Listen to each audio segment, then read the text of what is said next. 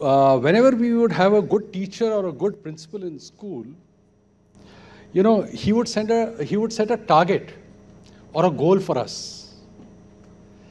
And he would say that you have to achieve this target in a certain time frame. Now, it's good always to have a target because the energies of the students need to be utilized, and it is not good to have a rudderless society, as it were.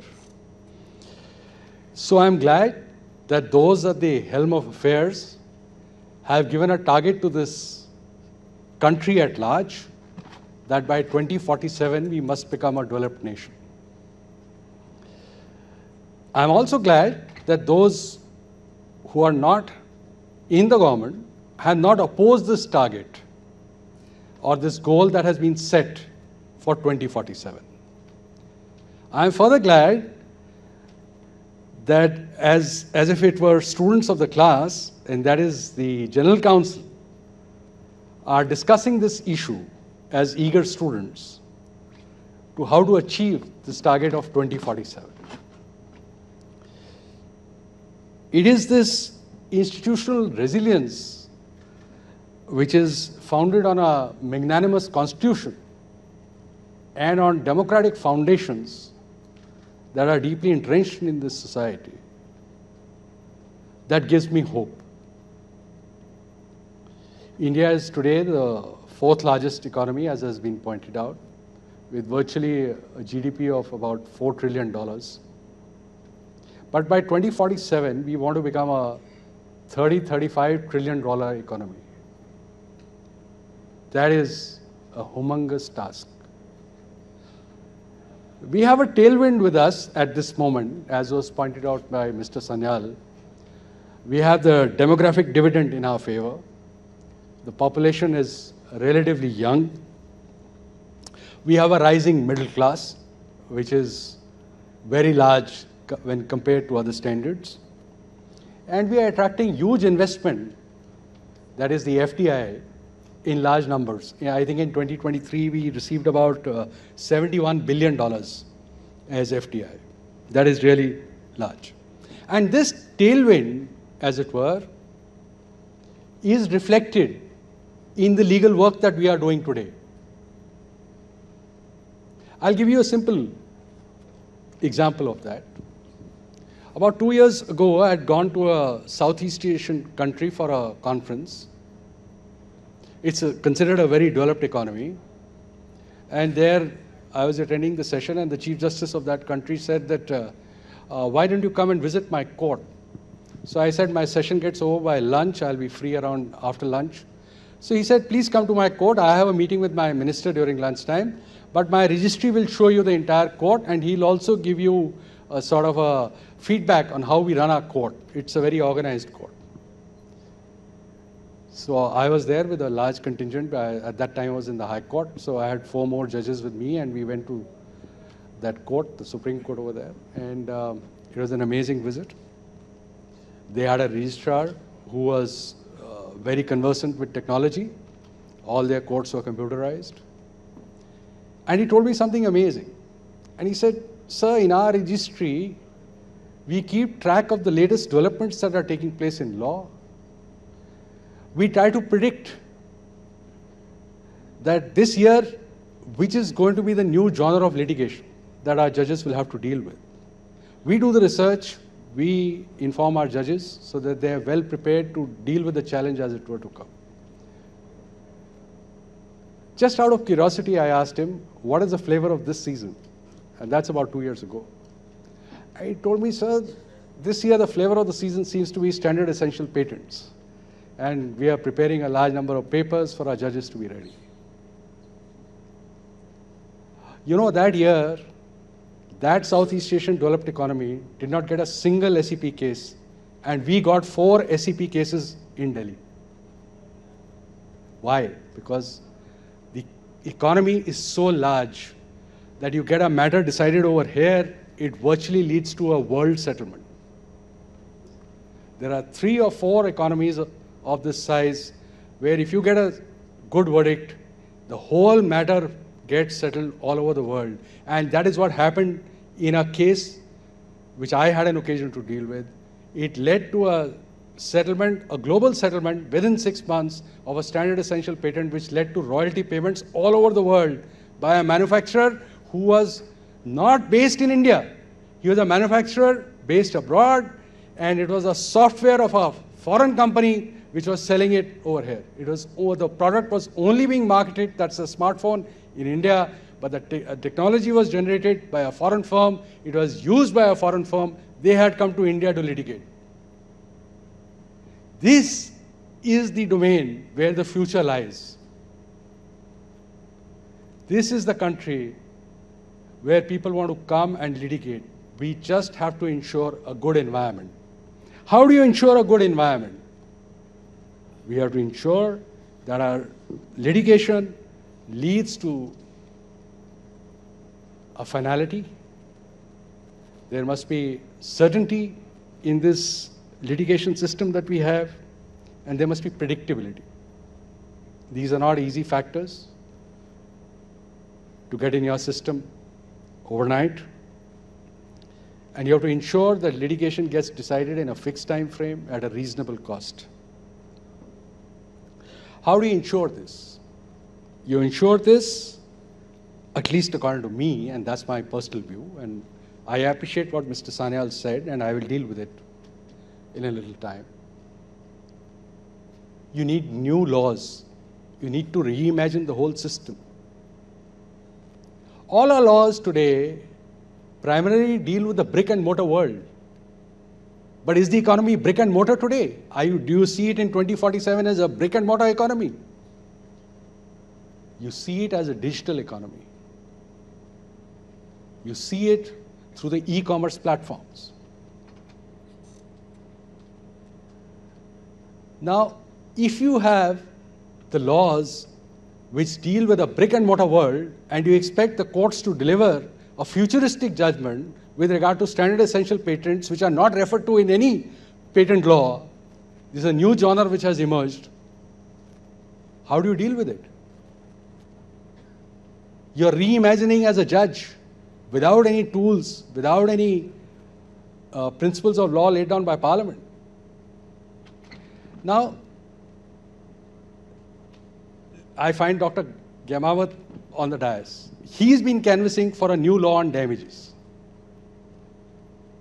I think it's perfectly legitimate.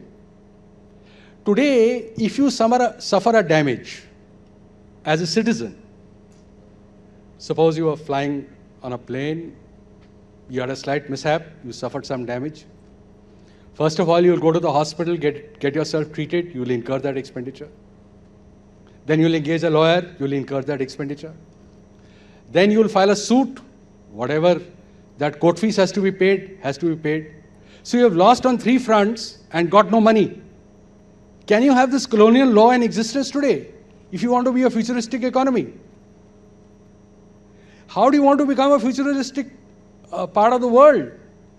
You can't do it with archaic laws. You need to have new laws. You have to reimagine the whole system. Today, try working in the system, getting a license, getting some permissions. How does it work? How does an income tax officer or a GST officer treat you when you are generating wealth for the country? He treats you as a thief. His mindset is, something must be improper if you are generating wealth. That whole mindset, that ecosystem has to change. It's not that it is not happening. A lot of reforms have been brought about. Let's take the income tax faceless assessment that has come. It's a giant step forward. If Parliament wants, it can reimagine the system. Look at GST today, where they are using artificial intelligence to find out where the fraud is taking place, where the taxes are not being paid. Very imaginative. But I think if you want to be a $30 or a $35 trillion economy, you need to do much, much more. You can't have an income tax act which is running into about 500 pages and one provision running into 5 pages with 5 provisos and the CBDT circulars running in the teeth of that section. Only a genius can understand it. I tell you, an ordinary layman cannot understand these provisions. You have a Companies Act, which is now reformed, which is now running into, again, more than 500 sections. You want to be futuristic. In an income tax law, there are certain provisions which deal with presumptive tax. You have now brought about a reform in GST, which is very forward-looking. Why can't you do it with the Income Tax Act? A small percentage of presumptive tax, that's a good suggestion to my mind. Many experts have been saying it. So see, if you want to be a futuristic economy, you have to change the archaic laws. The colonial mindset has to give way. It is not reform, it is reimagining the system that needs to be done. You can't deal with laws of the brick and mortar world with a digital economy if you want to be. And let me tell you, someone must understand the system and understand how it operates. It is good at times to talk as a generalist without understanding how the system operates. And I would like to address one or two issues which have been raised by Mr. Sanyal. One is mediation. Look at today the government of India. It litigates in each and every forum. It is the biggest litigant today. Have they reformed their system that each and every matter which starts from the civil judge is taken up to the Supreme Court? Because no government officer is spending money on litigation, therefore each and every matter goes up right till the Supreme Court. And why does it go up to the Supreme Court? He says he'll be censored by the CVC, he'll have a CBI inquiry, so the matter must be taken to the last court, even if it is of 500 rupees. And even if the expenditure is 50,000 rupees on that.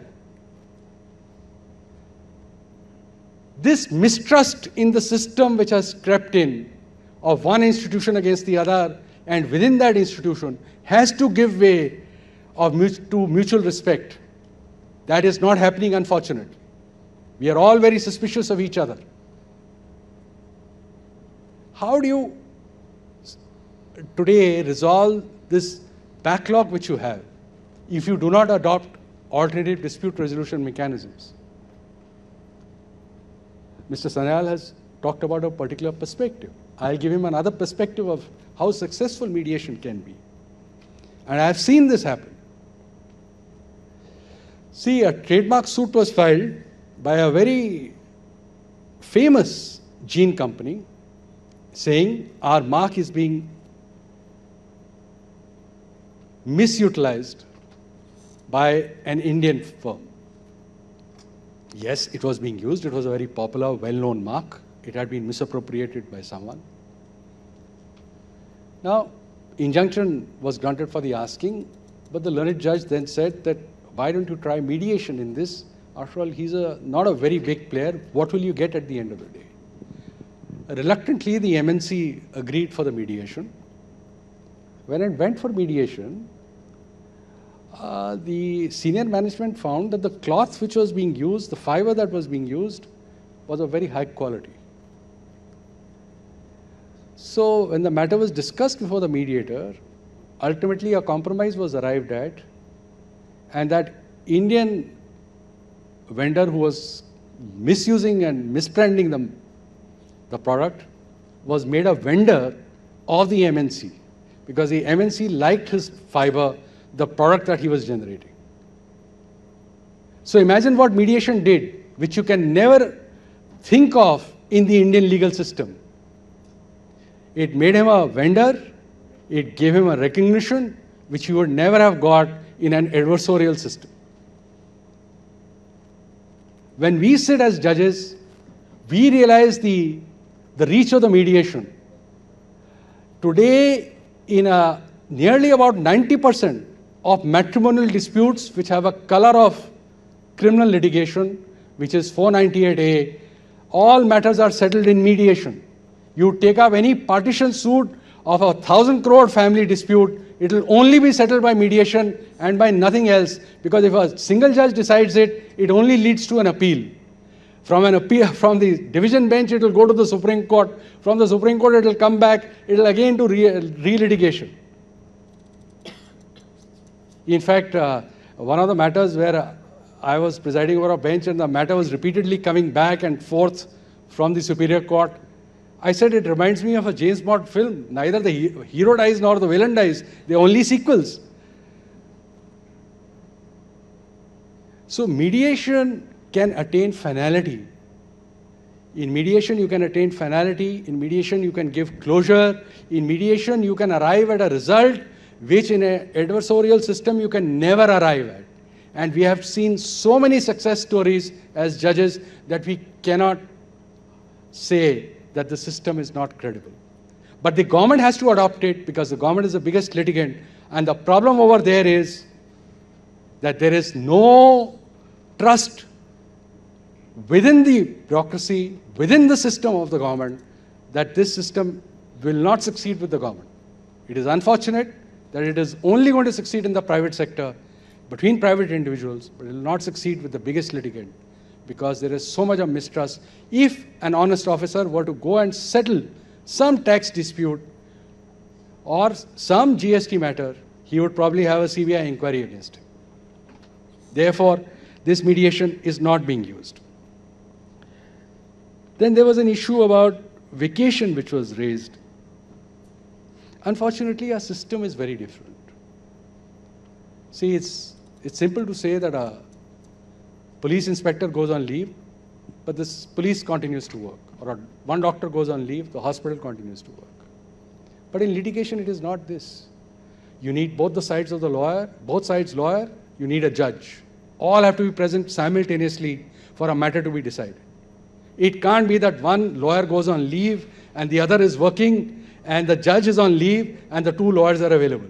All of us have to be available at the same time to decide the matter. These traditions which have been laid down by people who thought about the system. They were aware of the system. Every peculiar institution has certain peculiarities, angularities, and they have to be taken into account. If you don't appreciate the system and just try to visualize it or compare it with other systems, it may not be very appropriate and accurate because every system works differently. I cannot understand a bureaucrat's mindset at times, but that is because he's operating in a different system.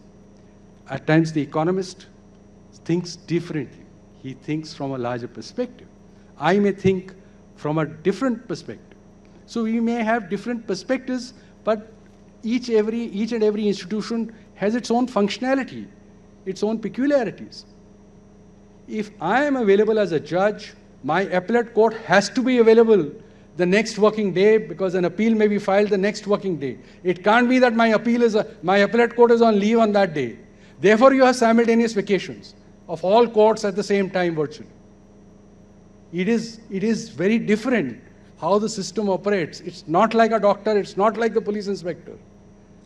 That's why there are certain differences in the system which need to be taken care of. But yes, the laws need a drastic transformation. We need laws with data sovereignty, with digital rights. We need laws that deal with climate justice. And today, how do you handle a situation where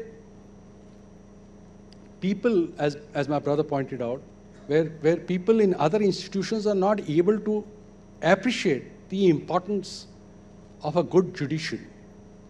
For a good judiciary, as my brother pointed out, was that you need good courts at the district court levels.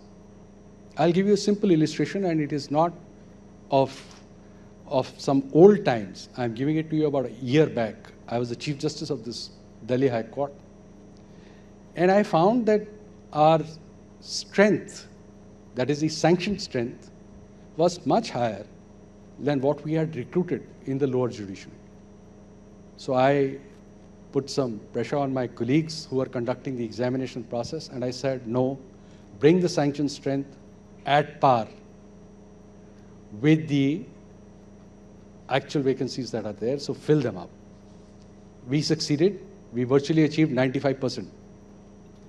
Problem today is I don't have courtrooms, or as a Chief Justice, I did not have enough courtrooms to accommodate my judges who had been recruited.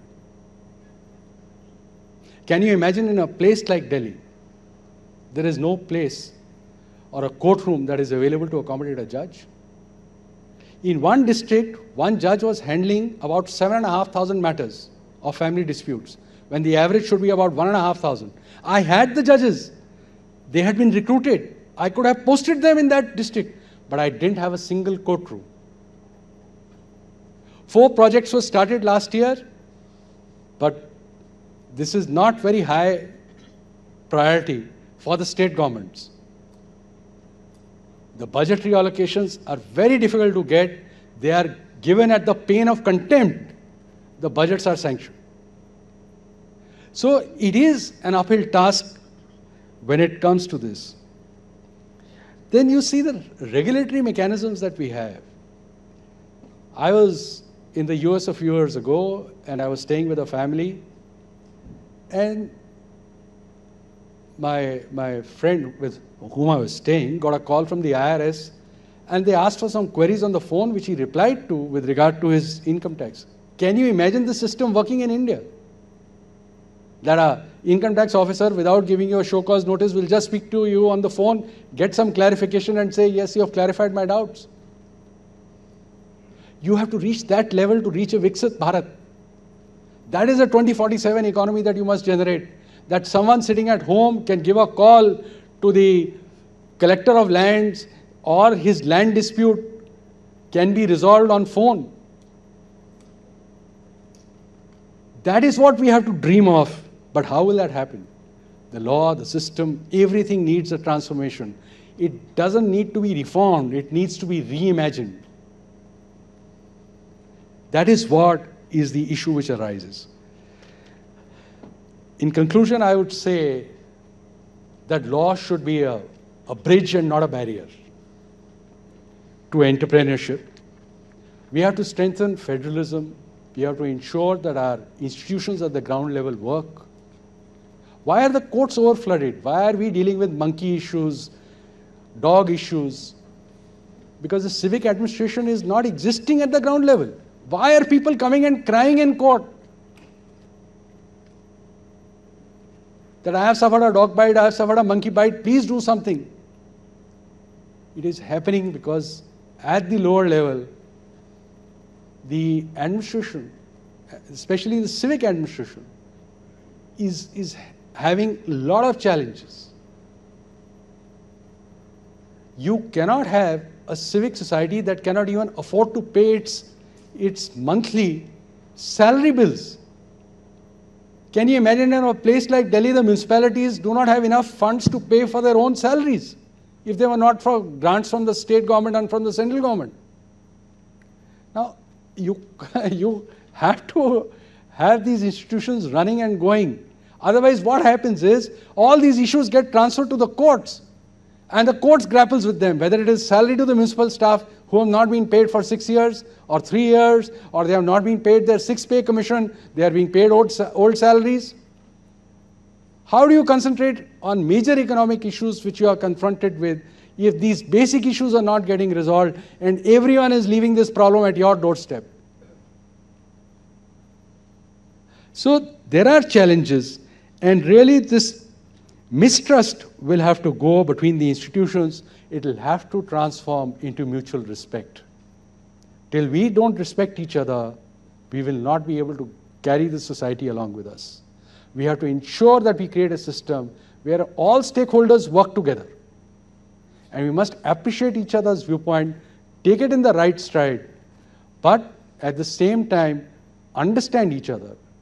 Must appreciate that we may have different needs, different requirements. In the end, I would like to only say that in 2047, when the world looks to India, let it be a nation where laws are just, not just legal. Courts are accessible, not intimidating. Governance is transparent, but not transactional. And let us imagine or reimagine India's legal foundation, not as relics of the past, but as instruments of transformation. Thank you.